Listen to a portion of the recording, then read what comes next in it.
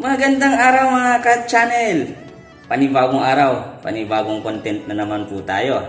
And for today's video ay magluluto tayo ng chicken adobo sa gata. At native na manok ang ating lulutuin. Meron po kasing nag-sponsor sa atin, nagbigay ng manok. So syempre, naisipan kong ibang luto naman. Kaya adobo sa gata ang aking napiling luto. Pero bago natin gawin ay pa-shoutout muna ako kay Bok Trinidad ng San Pedro, Laguna. Maraming salamat sa iyo at sa iyong pagsuporta. So, tara mga ka-channel, umpisa na natin ang pagluluto. Let's go! At kinatay na nga natin ang ating mga manok. Tinanggalan na natin yan ng balahibo at ng laman loob. Pero isinama ko pa rin dyan yung atay at yung balunan. Pagkatapos, tinadtad na rin natin yan. At eto na ang ating mga gamitin namang sangkap para sa ating pagluluto. At umpisa na nga natin sa paggigisa. Inuna ko ang luya. Sunod natin dyan ang bawang. Palabasin lang natin ang aroma. Sunod na rin dyan ang sibuyas. Pagkatapos, syempre ang ating mga manok, igigisa rin natin yan. Hindi ko po muna dyan isinama yung atay kasi malambot naman po yun at madaling maluto. Sangkutsahin lang ho natin yan hanggang lumabas yung kanyang sariling katas. At naglagay na rin po tayo ng pamintang pino at dahon ng laurel. Pati na rin ng tanglad at ng magic sarap. Patis po ang ating ginamit sa ating pagluluto. Sangkutsahin lang natin yan, halu-haluin lang para makorporate yung ating mga inilagay na pampalasa.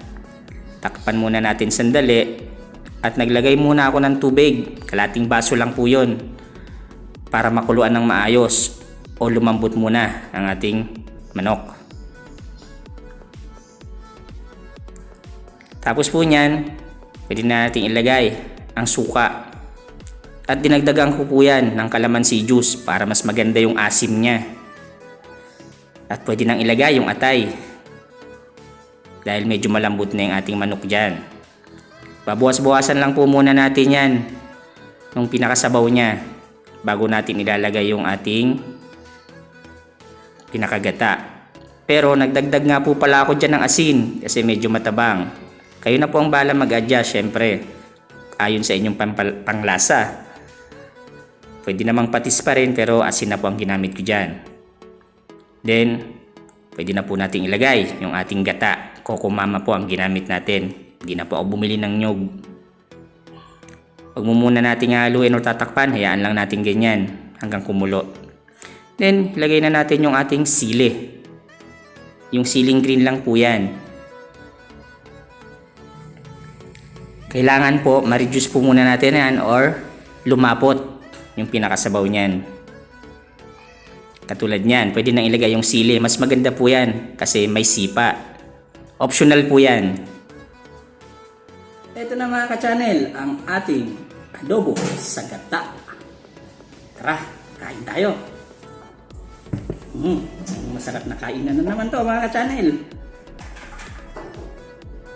Unang kagat para sa inyo.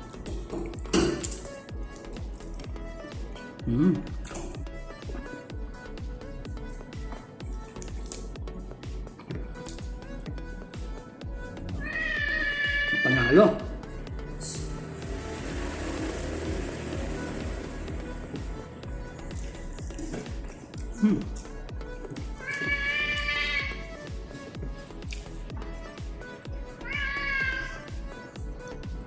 Mayroon pang atay.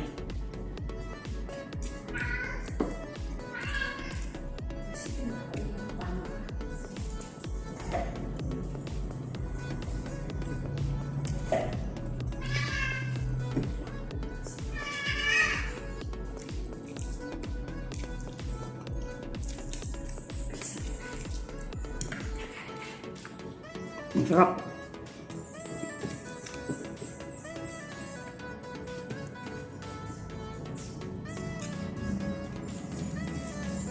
Busog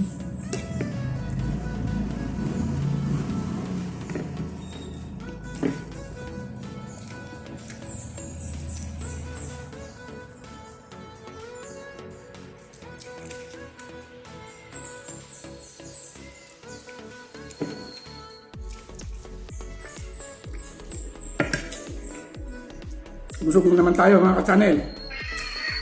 Maraming salamat sa mga followers sa patuloy niyong pagsuporta. Kaya kita-kits tayo sa susunod na video. Maraming salamat.